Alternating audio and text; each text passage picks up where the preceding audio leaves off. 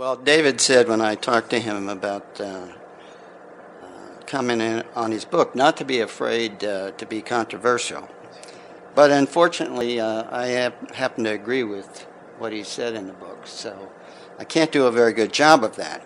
I agree that the national housing network that has evolved brings added breadth and depth to the housing policy and production world. And the same is true at the state and local level, and that's what I really want to talk about today because that's the arena that I work in. My Coalition for Nonprofit Housing and Economic Development in the district is really a prime example of a local housing policy and production network. The association has more than 120 member organizations, and it's interesting because things have changed and evolved so that a third of those are not nonprofits, they're for-profits or government agencies, and about a half of the nonprofits have a variety of functions that is not necessarily directly housing production. It might be housing counseling and so on. So things are still evolving in this network.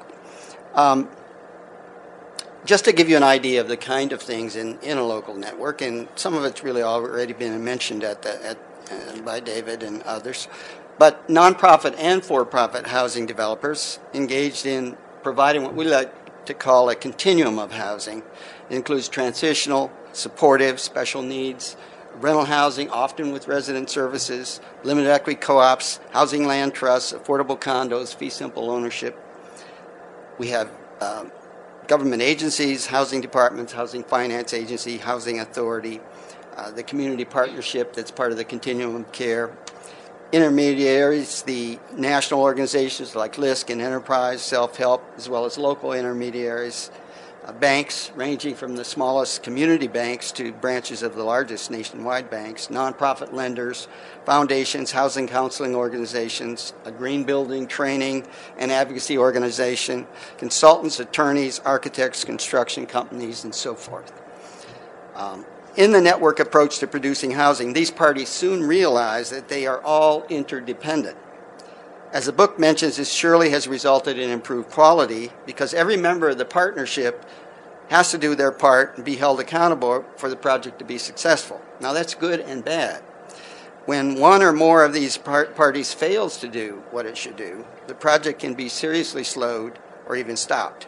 But in time, the various players recognize who dependable partners are, and the networks that succeed repeat those successes while others fall by the wayside.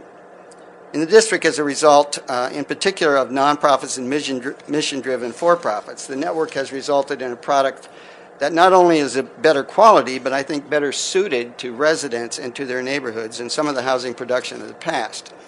That's still evolving also. For instance, resident services now is becoming more common in rental housing. And I think that's an improvement. But it also, this network has resulted in advocacy success. In the last decade in the district through advocacy, we've gained $300 million in local funding from a revitalized housing trust fund, $50 million in a local rent subsidy program, and $25 million in a strategic acquisition fund for affordable housing. That's resulted in financing for the acquisition or production of about 7,000 units of affordable housing and 1,600 rent-subsidized apartments when all have been leased. And that network has worked for us, particularly in the advocacy arena, through a much broader partnership and a much broader network than just our membership and all those folks that I just mentioned. The movement here to gain and keep a housing trust fund, in addition to all those parties, has involved hundreds of housing advocates from organizations as varied as the Gray Panthers to the League of Women Voters, and thousands of unaffiliated residents. And this is part of the housing policy revolution network achievement that I would like to see have even more attention in the book because I think it has tremendous potential.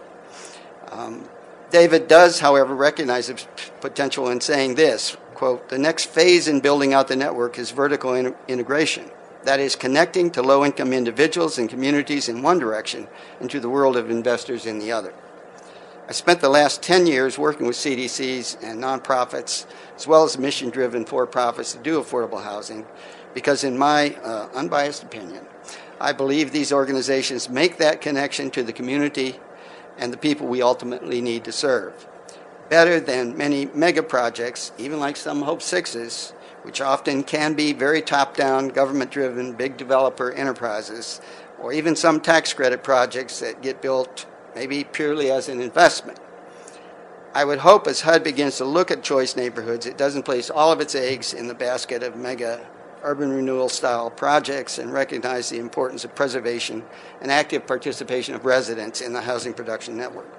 I think that we've not yet fully evolved the kind of networks we really need. Residents in need of affordable housing need to be more involved in grassroots advocacy, but also in the development that takes place. An example in the district is a tenant purchase, where we have a tenant purchase law. Tenants are able to purchase their buildings. By necessity, they are intimately involved in what happens to their building as it's acquired and typically renovated. And they've also become a force in advocating for the resources that are needed. So this is another area of potential. Another area of potential are our churches, I think, where could be much more involved in this network.